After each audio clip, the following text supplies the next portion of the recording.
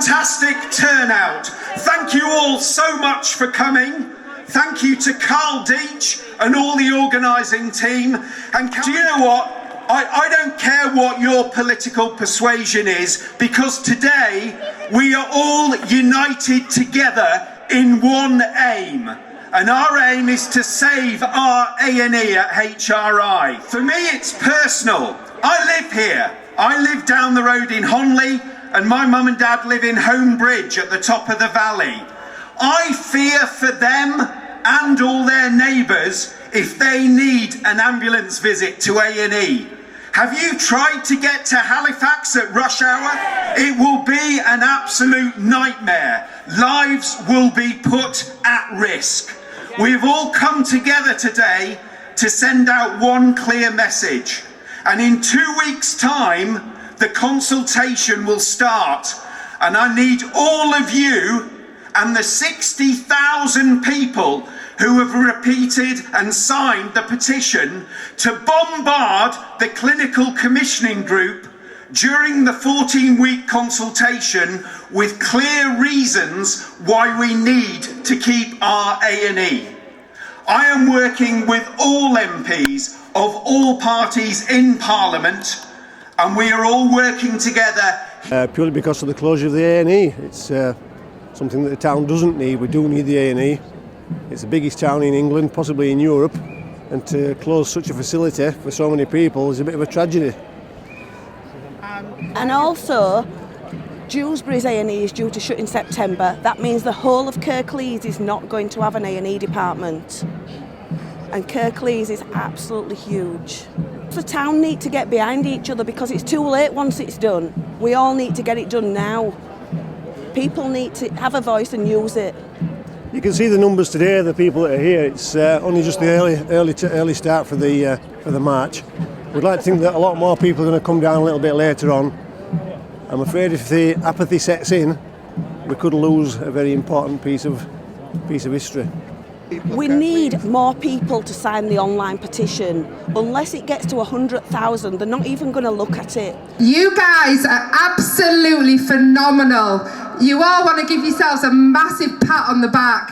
I want to thank Carl for kicking this off in the first place.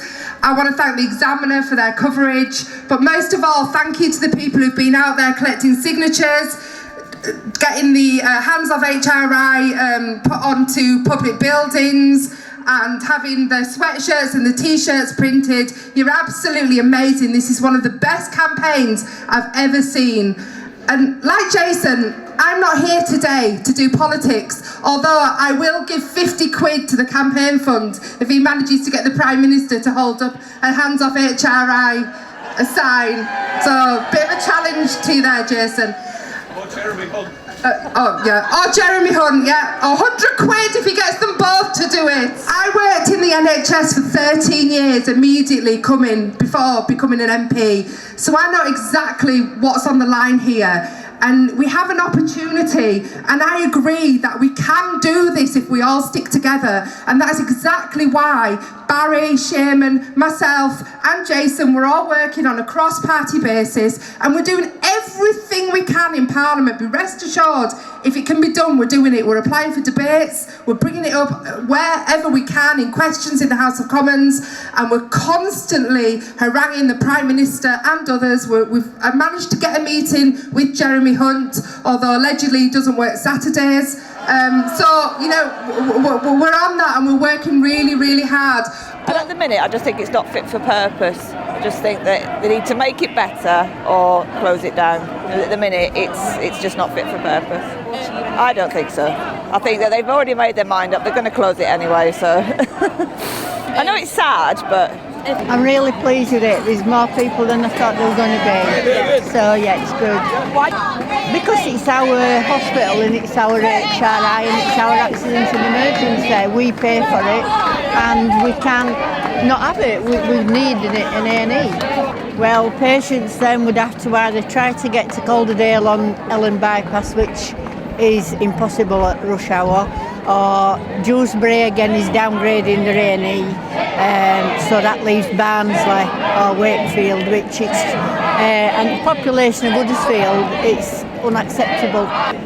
I don't know what's next. It's ongoing. It's the people who are organising all this that'll know what's next. I don't. Like everyone else, I want to thank everyone who's turned up today. Can I say, this is not political, this is personal. It's personal for all of us. 50 years ago, I had an unplanned dismount from my motorcycle, got taken by ambulance to Batley A&E.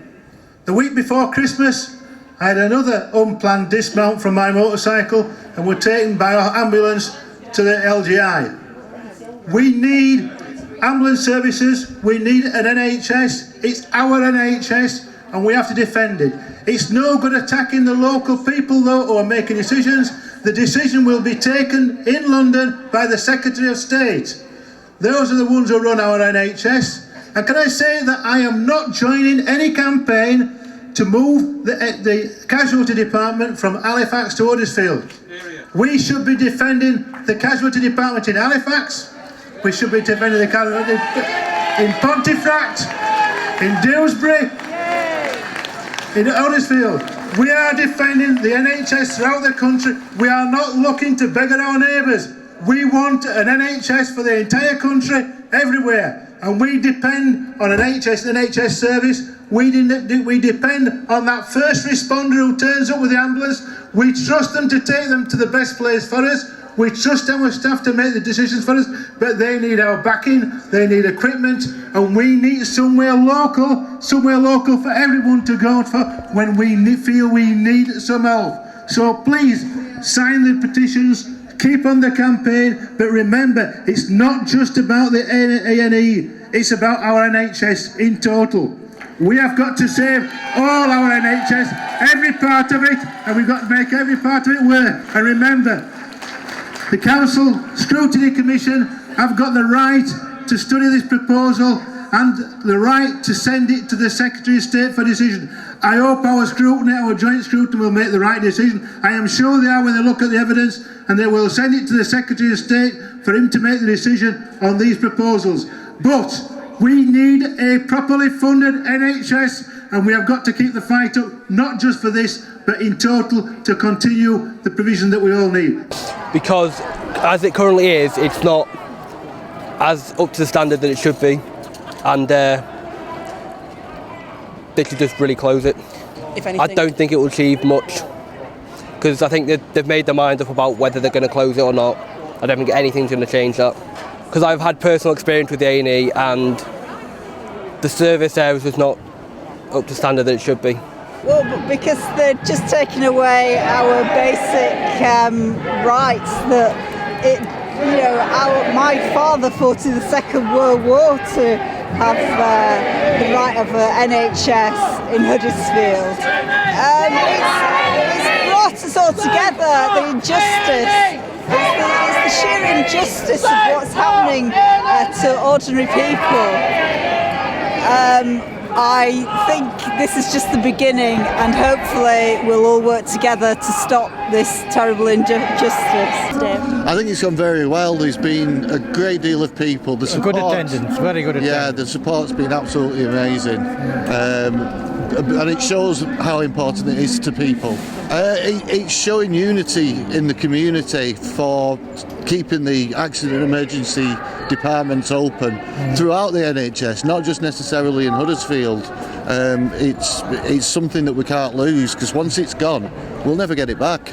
Huddersfield is possibly the largest populated town in the country without, not being a city. And for it not to have an accident and emergency department is ridiculous.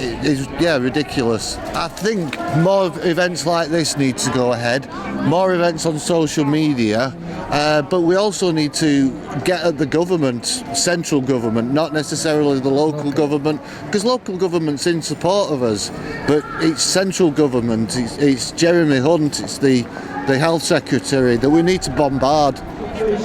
Well, it's all about the HRI being closing down, that's why we're here today. And Yeah, basically I wanted to create an artwork that has meaning to it and a message that will get people inspired to join the march and to join the cause. So as it says, your heart will wait for traffic once it stops, neither should you. And that's because on Calderdale, if it gets moved to Calderdale on Ellen bypass, the traffic's notorious for being like really bad. Like if it got moved there, people would die because of it. I think so. I think there's been really good turnout. Yeah, I think it's gone really well, but we'll just have to see, because you know, marches don't do everything because the government has so much power. Like in the Iraq War, for example, there was thousands of people demonstrating against that, but it went ahead anyway. So, like they say, it's just the beginning of the campaign. So, well, I don't know. I'm not the head of the campaign, but I think we need to just keep fighting the fight, basically. Yeah, don't give up. Yeah. Even if they say it's too much, like we don't have any power, just don't listen to it and keep going, you know what I mean? Because there's people of all ages, and you know, it's going to have a massive effect on the community. Massive area, isn't it? Like lots of rural communities that will be really stuck, and it will be the old and the young, I think, that are mainly affected. Yeah, and if we don't stop it now, then the NHS is just going downhill even more. So, so in a few years we could have no NHS. So, you know, we need to stop it in the early days.